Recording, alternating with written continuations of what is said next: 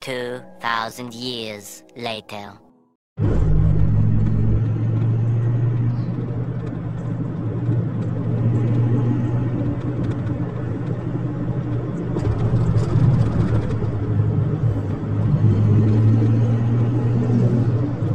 So guys, papasok na po tayo na intersection ng Amongan.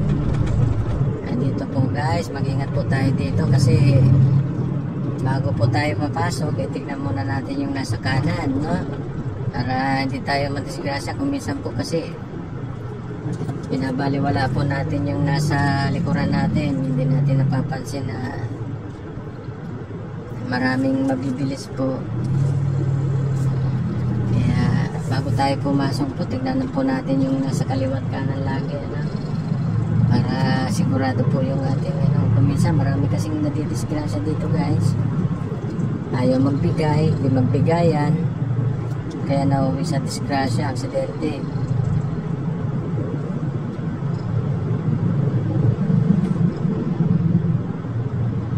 Ayan po.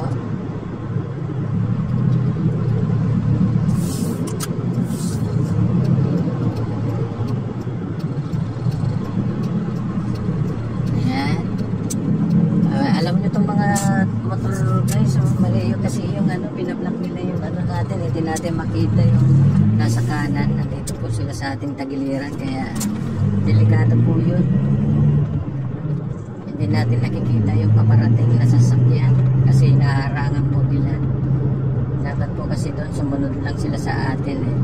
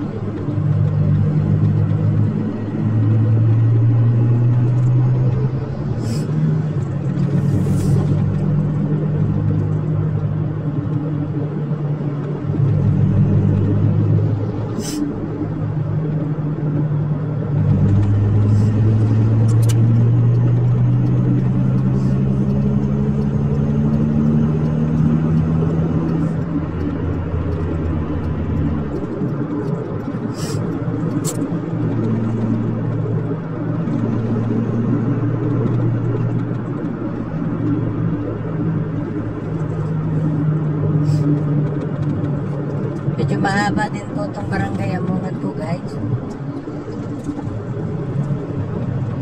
Kaya kung minsan po pag nagka-traffic po dito, kulang na po yung 1 oras o 30 minutes na maibig sa traffic. Okay lang sana kung pauwi ka na lang po ng bahay nyo, tapos na yung trabaho mo. Pero kung mag-uumpisa ka palang magtatrabaho at traffic ka ng gano'n, maipit ka, nakaulit ka na.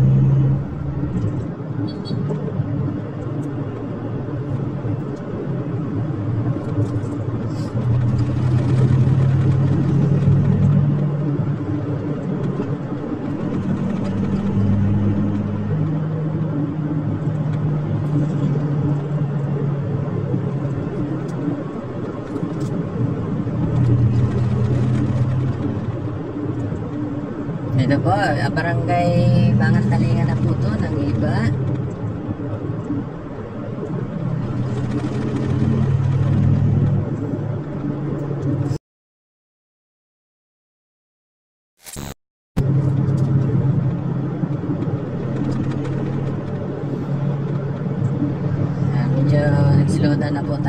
kasi marami na pong sasakyan sa daan.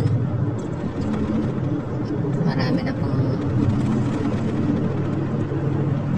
nagbabiyahe.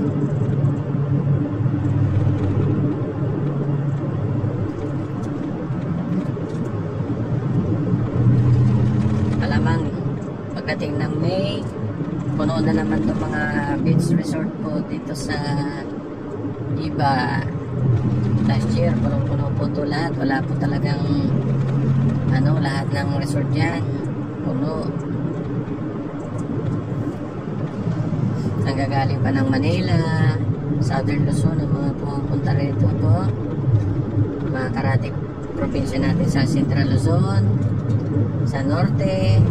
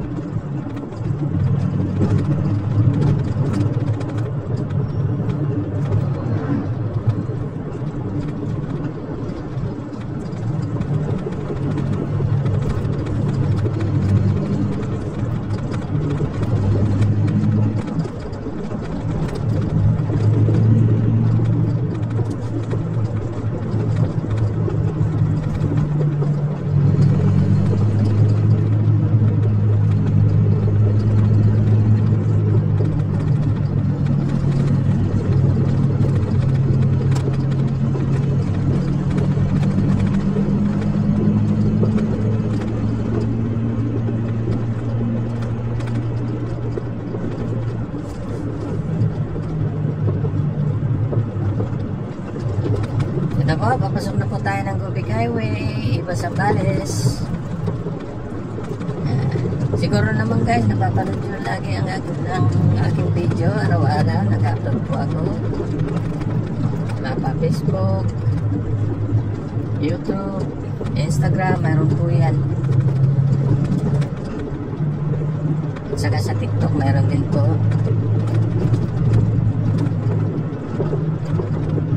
Sana supportahan nyo guys.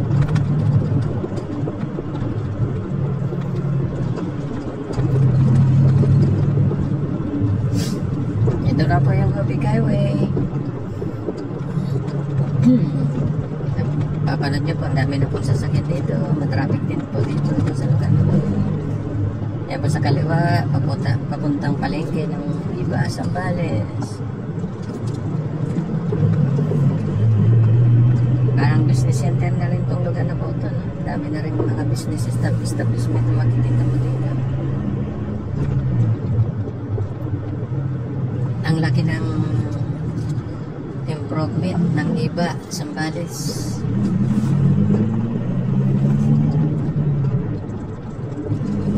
Daming nagsilitawan ng mga negosyante dito sa Iba.